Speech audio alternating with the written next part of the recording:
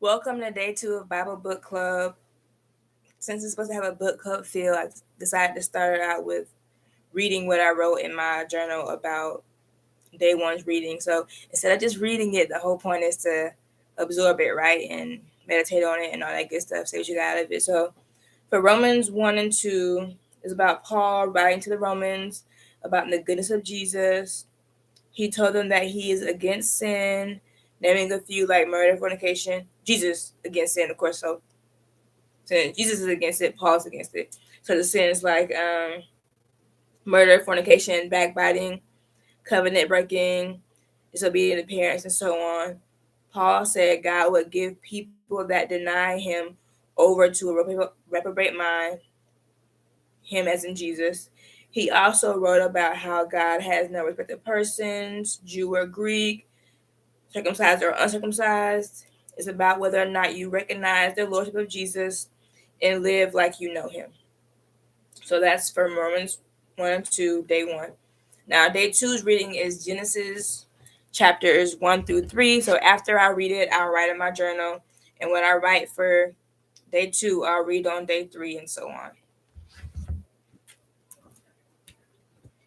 Unless like we get to a point where people actually watch this and then we can communicate like live chat if that's something that ever happens. All right, so Genesis 1. In the beginning, God created the heaven and the earth was without form and void, and darkness was upon the face of the deep. And the Spirit of God moved upon the face of the waters. And God said, "Let there be light," and there was light. And God saw the light, that it was good, and God divided the light from the darkness. And God called the light day, and the darkness he called night. And the evening and the morning were the first day. And God said, "Let there be a firmament in the midst of the waters, and let it divide the waters from the waters." And God made the firmament, and divided the waters which were under the firmament from the waters which were above the firmament. And it was so. And God called the firmament heaven, and the evening and the morning were the second day. And God said, "Let the waters under the heaven be gathered together unto one place, and let the dry land appear." And it was so. And God called the dry land earth, and the gathering together of the waters called he seas. And God saw that it was good. And God said, "Let the earth bring forth grass, the herb yielding seed, and the fruit tree yielding fruit after his kind, whose seed is in itself upon the earth." And it was so. And the earth brought forth grass, and herb yielding seed after his kind, and the tree yielding fruit, whose seed was in itself after his kind. And God saw that it was good. And the evening and the morning were the third day. And God said, "Let there be lights in the firmament of heaven to divide the day from the night, and let them be for signs and for seasons and for days and years. And let them be for lights in the firmament of heaven to give light upon the earth." And it was so. And God made two great lights, the greater light to rule the day, and the lesser light to rule the night. He made the stars also. And God set them in the firmament of heaven to give light upon the earth, and to rule over the day and over the night, and to divide the light from the darkness. And God saw that it was good. In the evening and the morning were the fourth day. And God said, "Let the waters bring forth abundantly the moving creature that hath life, and fowl that may fly above the earth in the open firmament of heaven." And God created great whales, and every living creature that moveth, which the waters brought forth abundantly after their kind, and every winged fowl after his kind. And God saw that it was good. And God blessed them, saying, "Be fruitful and multiply, and fill the waters in the seas, and let the fowl multiply in the earth." And the evening and the morning were the fifth day. And God said, "Let the earth bring forth the living creature after his kind, cattle and creeping thing, and beasts of the earth after his kind." And it was so. And God made the beasts of the earth after his kind, and cattle after their kind, and everything that creepeth upon the earth after his kind. And God saw that it was good.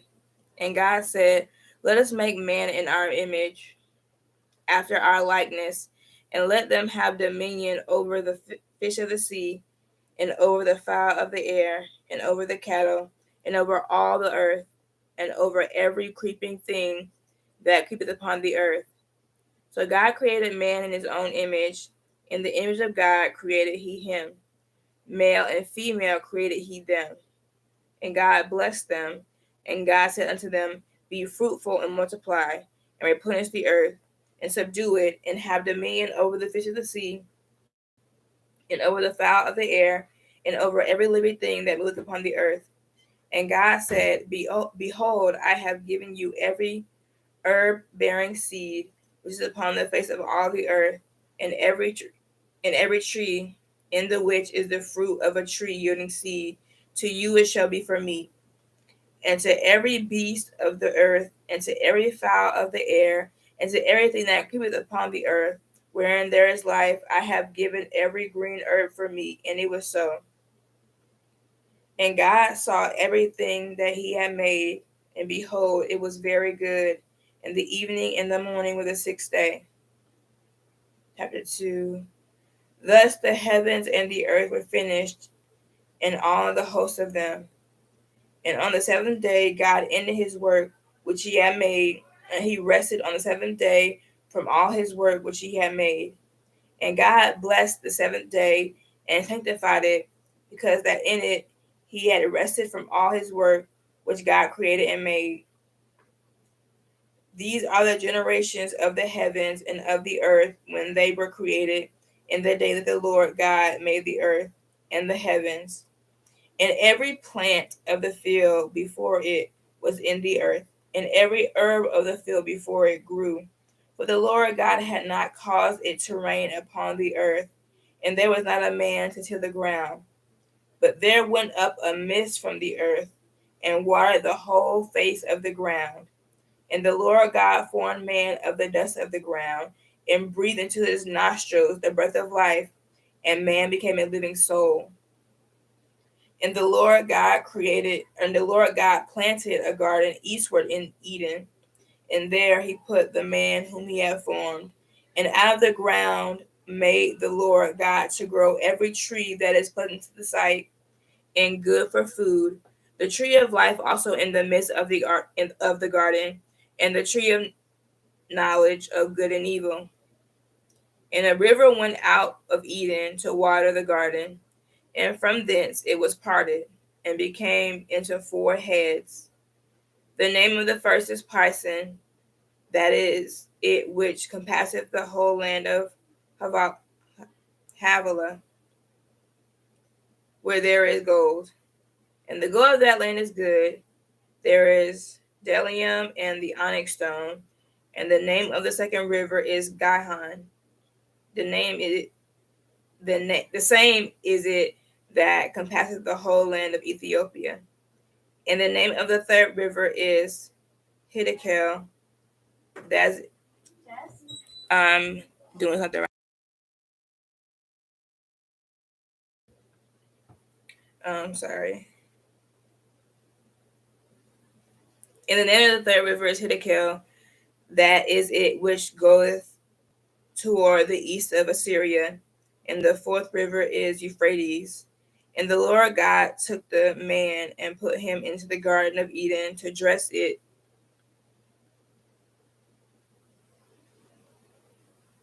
and to keep it. And the Lord God commanded the man, saying, of every tree of the garden thou mayest freely eat, but of the tree of the knowledge of good and evil thou shalt not eat of it. For in the day that thou eatest thereof, thou shalt surely die. And the Lord God said, it is not good that man should be alone. I will make him an helpmeet for him. And out of the ground the Lord God formed every beast of the field and every fowl of the air, and brought them unto Adam to see what he would call them. And whatever Adam called every living creature, that was the name thereof.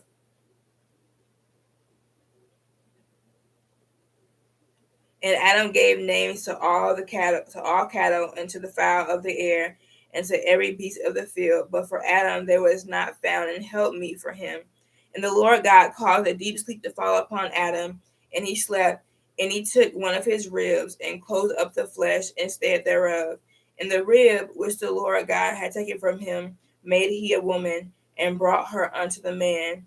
And Adam said, This is now bone of my bones and flesh of my flesh. She should be called woman, because she was taken out of man. Therefore shall a man leave his father and his mother, and shall cleave unto his wife, and they shall be one flesh. And they were both naked, the man and his wife, and were not ashamed. Chapter 3. Now the serpent was more subtle than any beast of the field which the Lord God had made. And he said unto the woman, Yea, hath God said, Ye shall not eat of every tree of the garden? And the woman said unto the serpent, We may eat of the fruit of the trees of the garden, but of the fruit of the tree which is in the midst of the garden, God hath said, Ye shall not eat of it, neither shall ye touch it, lest ye die. And the serpent said unto the woman, Ye shall not surely die, for God doth know that in the day ye eat thereof, then your eyes shall be opened, and ye shall be as gods, knowing good and evil. And when the woman saw that the tree was good for food, and that it was pleasant to the eyes, and a tree to be desired to make one wise, she took of the fruit thereof and did eat, and gave also unto her husband with her, and he did eat. And the eyes of them both were opened, and they knew that they were naked, and they sewed fig leaves together and made themselves aprons. And they heard the voice of the Lord God walking in the garden in the cool of the day. And Adam and his wife hid themselves from the presence of the Lord God amongst the trees of the garden. And the Lord called unto Adam and said unto him, Where art thou? And he said, I heard thy voice in the garden, and I was afraid, because I was naked, and I hid myself. And he said, Who told thee that thou wast naked? Hast thou eaten of the tree whereof I commanded thee that thou shouldest not eat? And the man said, The woman whom thou gavest to be with me, she gave me of the tree, and I did eat. And the Lord God said unto the woman, What is this that thou hast done? And the woman said, The serpent beguiled me, and I did eat. And the Lord God said unto the serpent, Because thou hast done this, thou art cursed above all cattle, and above every beast of the field. Upon thy belly shalt thou go, and dust shalt thou eat all the days of thy life. And I will put enmity between thee and the woman, and between thy seed and her seed. It shall bruise thy head, and thou shalt bruise his heel. Unto the woman he said, I will greatly multiply thy sorrow and thy conception. In sorrow thou shalt bring forth children, and thy desire shall be to thy husband, and he shall rule over thee. And unto Adam he said, Because thou hast hearkened unto the voice of thy wife, and hast eaten of the tree of which I commanded thee, saying, Thou shalt not eat of it, cursed is the ground for thy sake. In sorrow shalt thou eat of it all the days of thy life. Thorns also and thistles shall it bring forth to thee, and thou shalt eat the herb of the field. In the sweat of thy face shalt thou eat bread till thou return unto the ground, for out of it wast thou taken. For dust thou art, and unto dust shalt thou return. And Adam called his wife's name Eve, because she was the mother of all living. Unto Adam also and to his wife did the Lord God make coats of skins and clothe them. And the Lord God said, Behold, the man is become as one of us, to know good and evil. And now, lest he put forth his hand and take also of the tree of life, and eat and live forever.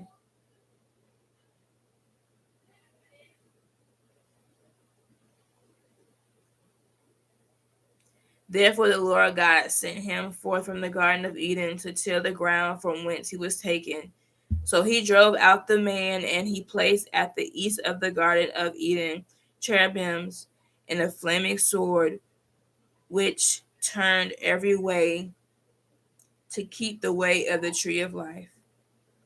Okay.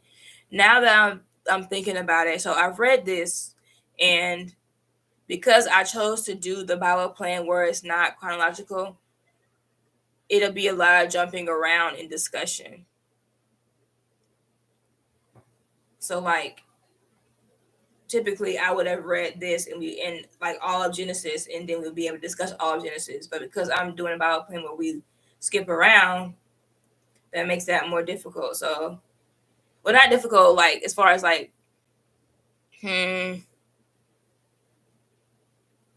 basically if it's gonna be an actual discussion and not me just talking to the camera, then you have to be really on it as far as keeping up with the reading, which is the whole point of it. So this is fine. Yeah.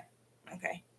So I'm gonna go ahead and meditate on what I just read because, as always, even though I've read Genesis a bunch of times and especially the first few chapters, but stuff is still popping out to me that I never really noticed before. So I'm gonna go ahead and pray and start writing about it. See you tomorrow.